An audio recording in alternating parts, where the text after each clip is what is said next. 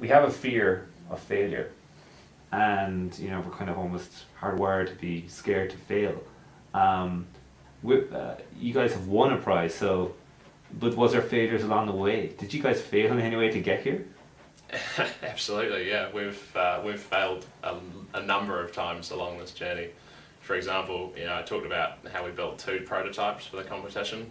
One of them still doesn't work because of the manufacturing tolerances that went into it.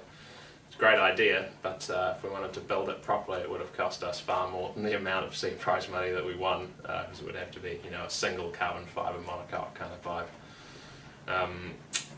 So yeah, I mean, you could call that a failure, but you could also call it a learning experience. You can't always expect your first prototype to work. We know a lot more about how we build the second one. But yeah, I mean, similarly, we failed the first time we had a test flight for our new large-scale drone. It took off, yawed horribly, wild oscillations, tried to land it, crashed, had 5 days worth of repairs to do. You don't get anywhere in this, particularly in the hardware industry, without setting fire to a few things.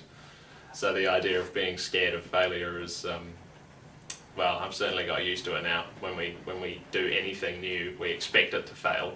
And then if it doesn't, that's a pleasant surprise, but it doesn't really hold any fear for us now. There's always a way to fix and improve and figure out how not to fail the same way the next time, and as long as you don't make the same mistakes twice, you're always moving forward. How do you deal with uncertainty of, you've given up your job, you're in this new startup, you've won a prize, but things are failing every now and again. Occasionally your colleagues will step on some part of the machine and break it. How do you mentally deal with these things and adjust and say, right, what's your process going through? I failed now, take a deep breath, what do I do next? What do you do yourself? Well, standard practice when we have a big crash, it normally happens in the afternoons. That's when we do most of our flying. So we will usually go and have a beer, have dinner, sleep over, think about what we need to do.